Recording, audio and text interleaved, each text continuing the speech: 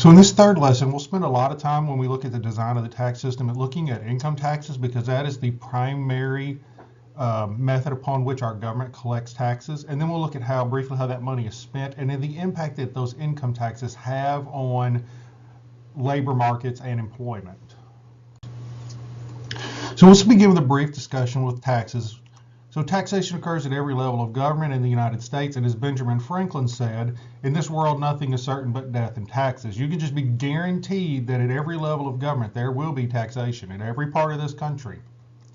Now, 2/3 of all taxes collected in the United States are done by the federal government, and the purpose of taxation is to raise revenue to pay for the expenses the government incurs. So you've got the money coming in, you've got the money coming out.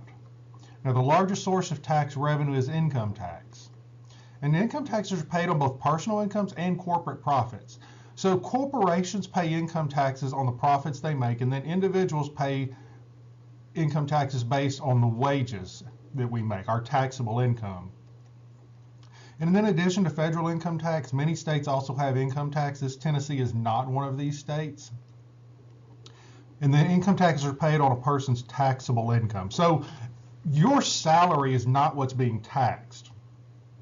Rather, taxable income is equal to your total income minus the personal exemption and possible deductions. So when you fill out taxes every year, basically what you're going in is doing is you are declaring those exemptions and looking those deductions, and so you get a check back. In most cases, sometimes some people pay, but you get a check back because during the course of the year you're going to overpay in taxes, and they do that on purpose, and then they pay you back what you're owed at the end when you fill your taxes out.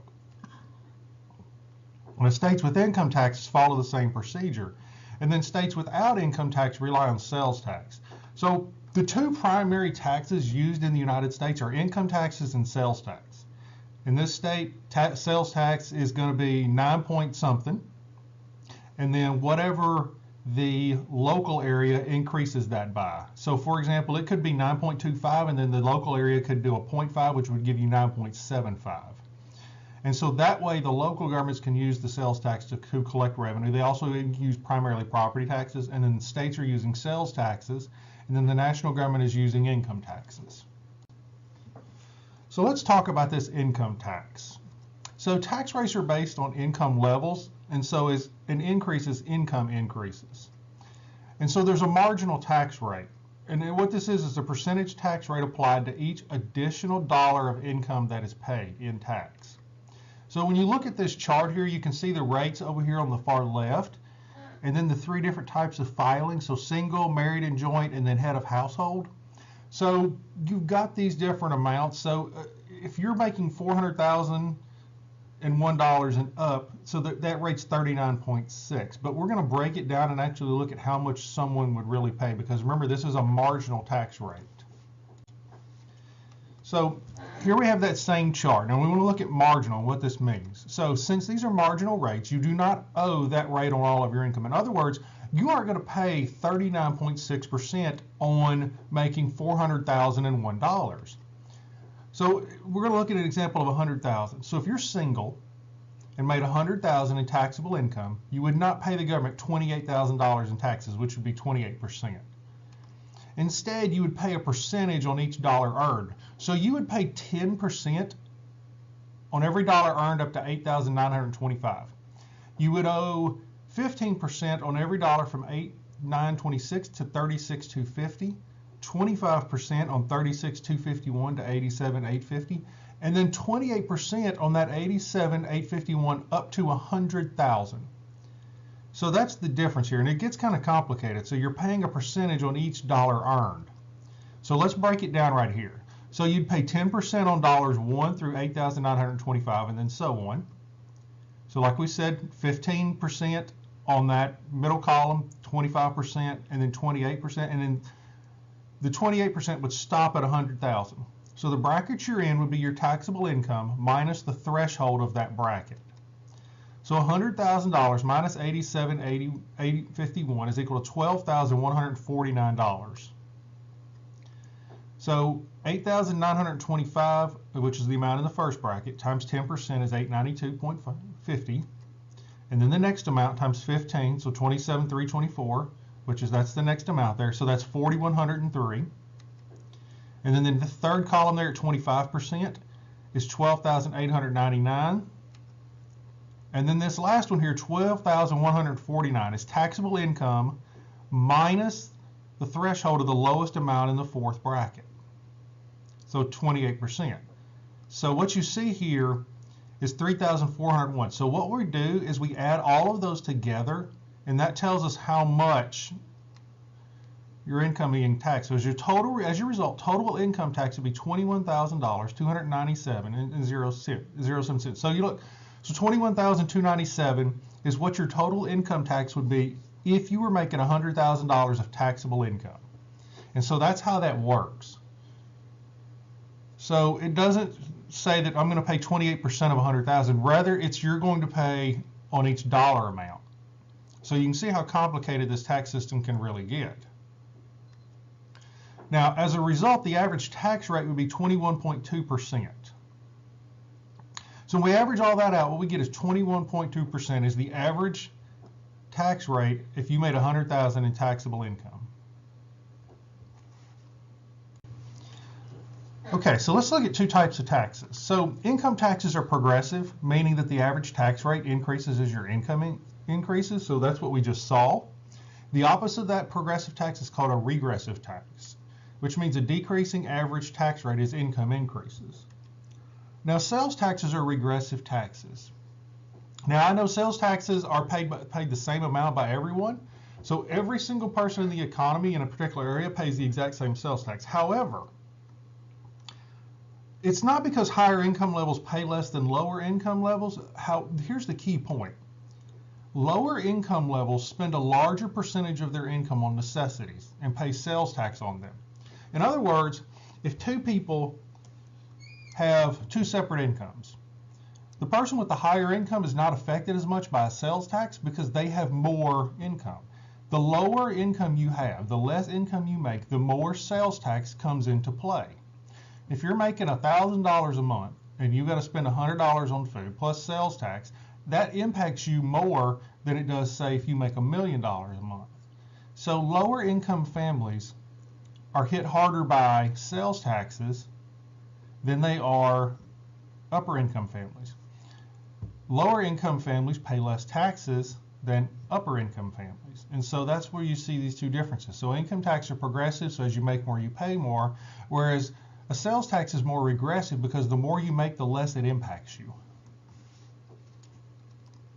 Now, the third option would be a proportional tax, or what's called a flat tax. This has been discussed. Every so often you get this discussed in government, that maybe just charging a flat rate of, say, 15% for everyone in the economy would be simpler, and it would be far simpler. The question is, does it bring in more revenue?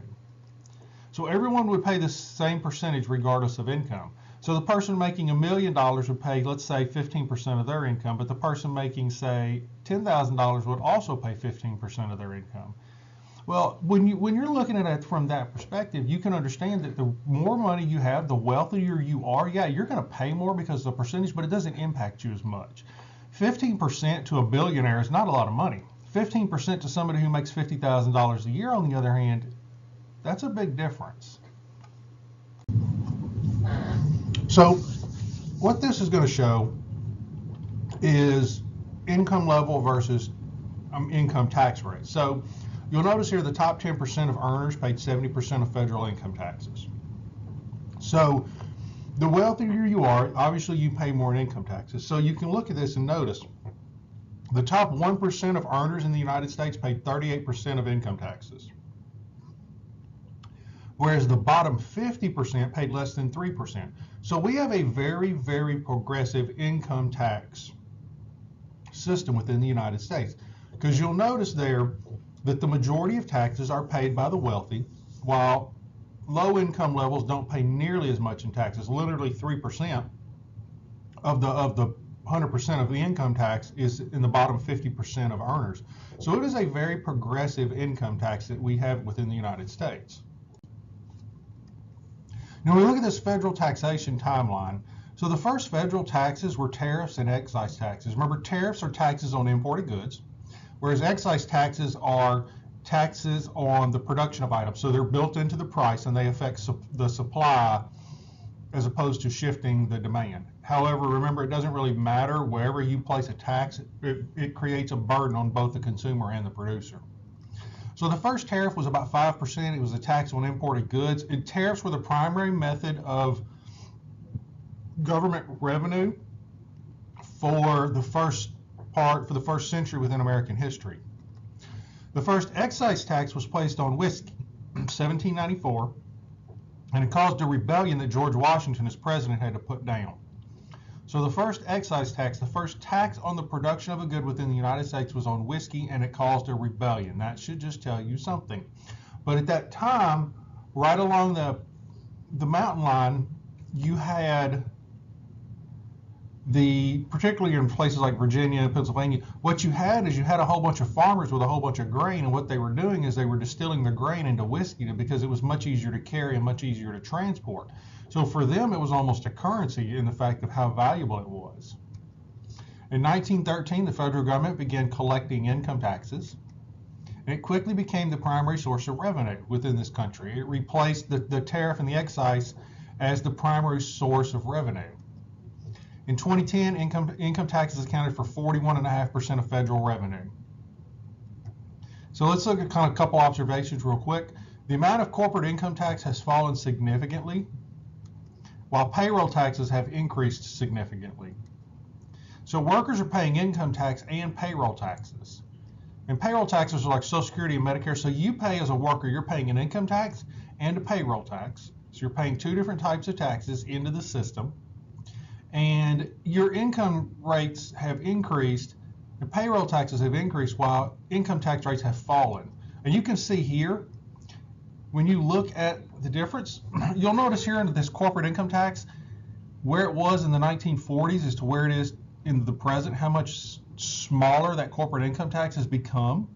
But if you look at payroll taxes, you'll notice they've increased significantly. So you see individual income taxes for people have kind of roughly stayed around the same amounts, but corporate income taxes have gone down while payroll taxes have gone up.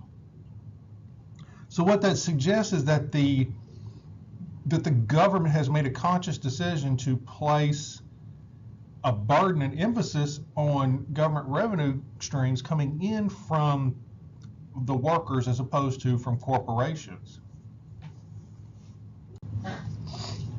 And so you can look at this here, this share of federal tax revenue, and you'll notice that this individual income tax there, that blue line on the top, you'll see the payroll tax has been increasing from just over 10% in 1950 to, you'll notice, up over 40% in 2010. But look what's happened to corporate taxes. They were at about 26 or 27% in the 1950. They have plummeted to less than 10% by 2010. So think about that for a second. Corporate income taxes have fallen from around 26 or 27% down to under 6% over the last 66 years, almost 70 years there. So you see how that's changed. Okay, let's look at federal revenues. So this is federal revenue by source. Notice that 81% of all federal revenue is paid by the laborers. 41.6% is individual income tax, whereas 40% is the individual payroll taxes. And you can see the numbers there: individual $898.5 billion, $864.8 billion in payroll taxes. But now look at 2011, and when you pull up 2011, what you'll notice is a little bit different. So 2010 was 41.6, 2011 is 47.4%. So we see a rise in the amount of money being paid in interest rates. Now that could be because more people had jobs. It could be because a lot of people got better jobs. The other thing we notice is that our payroll tax, which was accounted for 40% of the budget, had dropped to 35.6% of the budget.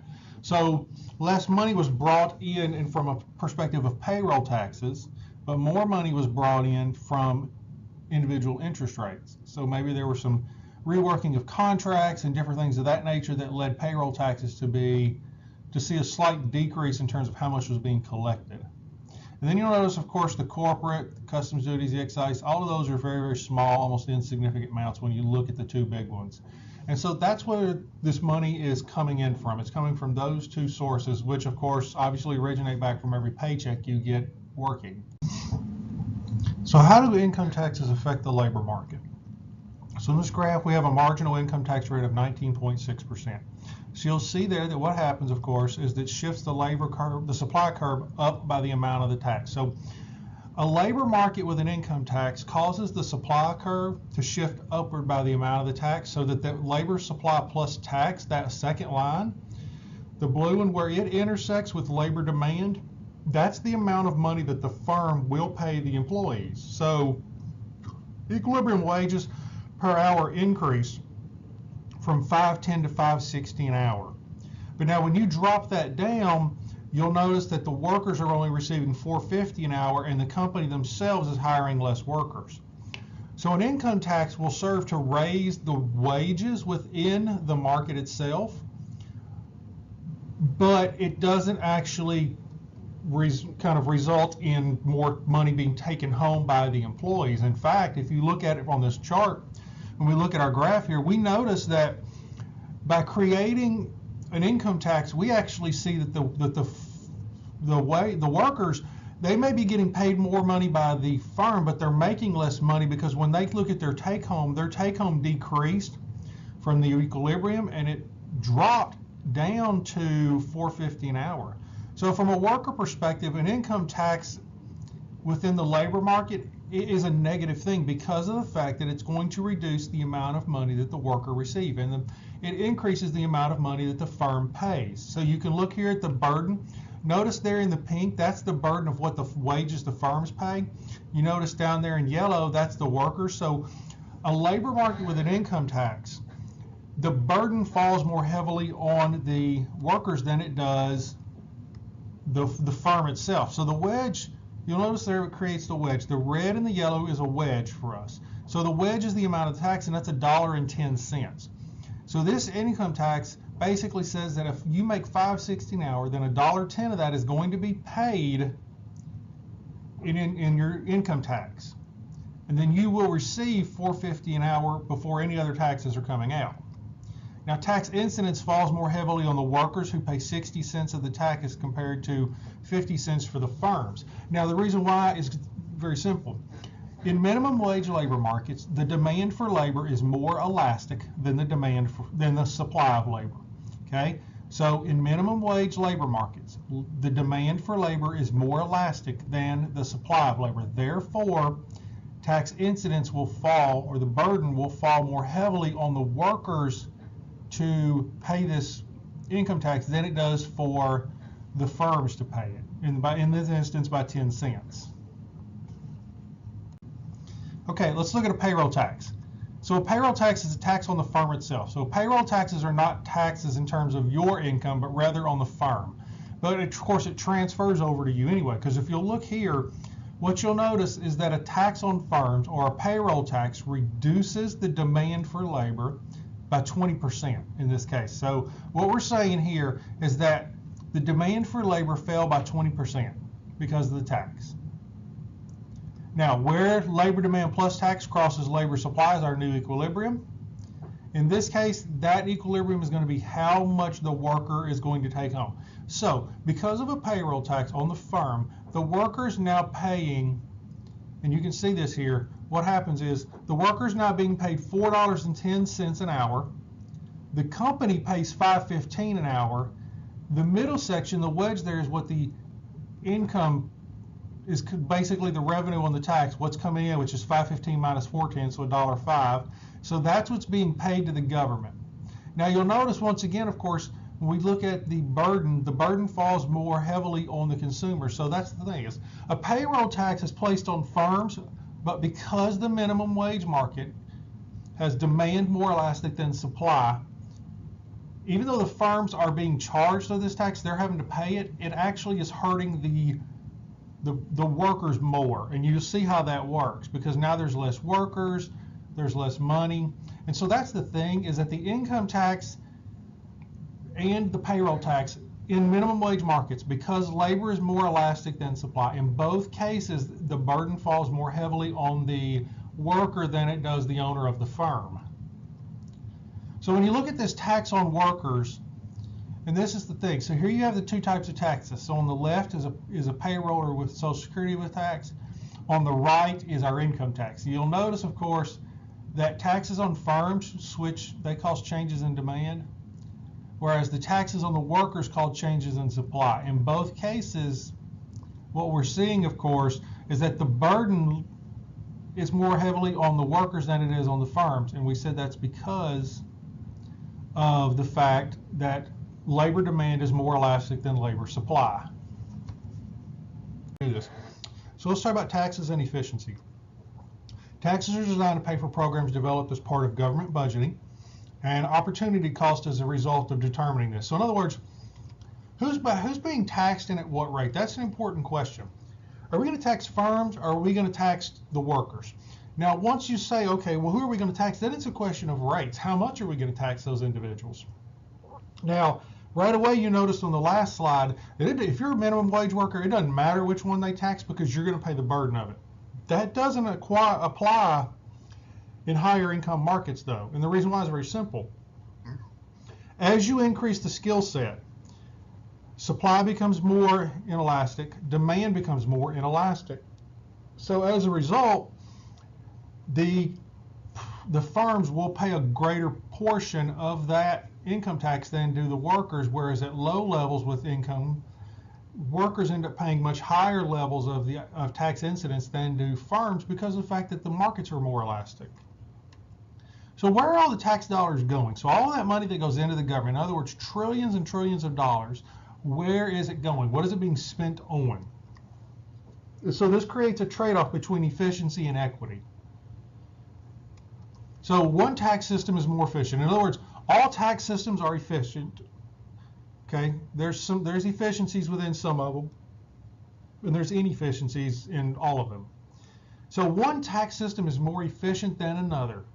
So one tax system is better than another if it raises the same amount of revenue at a smaller cost to taxpayers. In other words, if we have 10 different tax systems set up, and one of them basically is able to increase the gap between total revenue and total cost, then that's the more efficient tax system.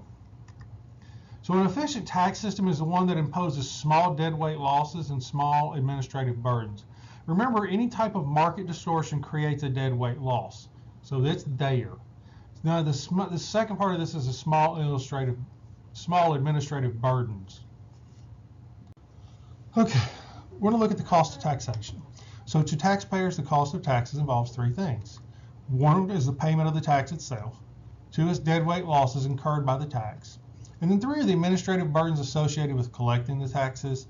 And that's one of the things here is you've got to do all this work. And this creates deadweight losses because you're losing additional time and money to document your taxes, to compute it out, calculate it out, to get it all set up. And then you've got to turn around and send it to the IRS. Now, what they're looking at, of course, is they're going to go through and check those numbers and make sure you've paid the right amount of income. In most cases, you already paid too much.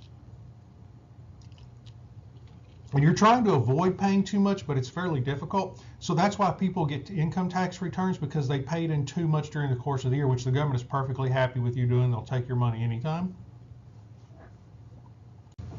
Okay, let's talk about the burden of taxation. So how should the burdens of taxation be divided among the population? In other words, who's going to pay what percentage or portion of the tax? So an evaluation of a tax system to determine fairness is an appropriate way to start here.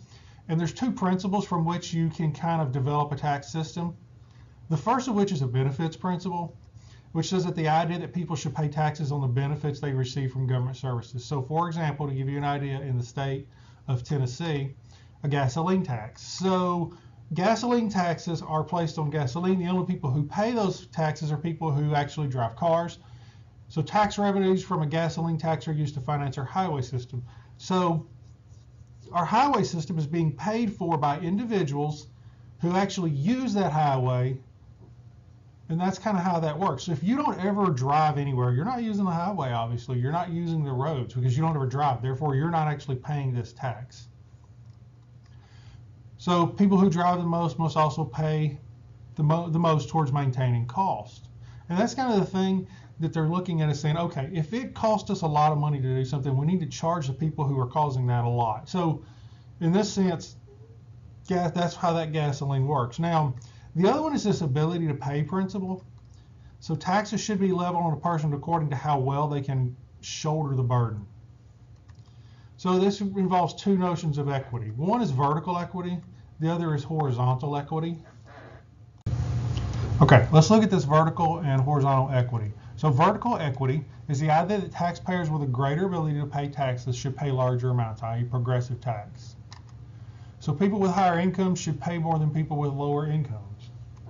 Now, horizontal equity would suggest that the idea that taxpayers with similar abilities to pay taxes should pay the same amounts. In other words, two families with the same number of dependents and the same income living in different parts of the country should pay the same federal taxes. So that's the argument here was horizontal equity. So you have a couple of different ideas. The difficulty in formulating tax policy is balancing the conflicting goals of efficiency and equity. And that's a huge deal. Remember, we constantly talked about this basically this production possibilities curve between efficiency and equity, in which if you try to increase the efficiency of something, you're going to decrease its equity. Well, when we talk about taxes, what we notice, of course, right away is that with taxes, there is not a lot of equity primarily within here, because what we're saying is almost, if you looked at all of our balances here so far, notice that the consumer, or in this case, the wage worker, ends up paying the bigger portion of the tax. So we can't necessarily say that our tax system is very equitable.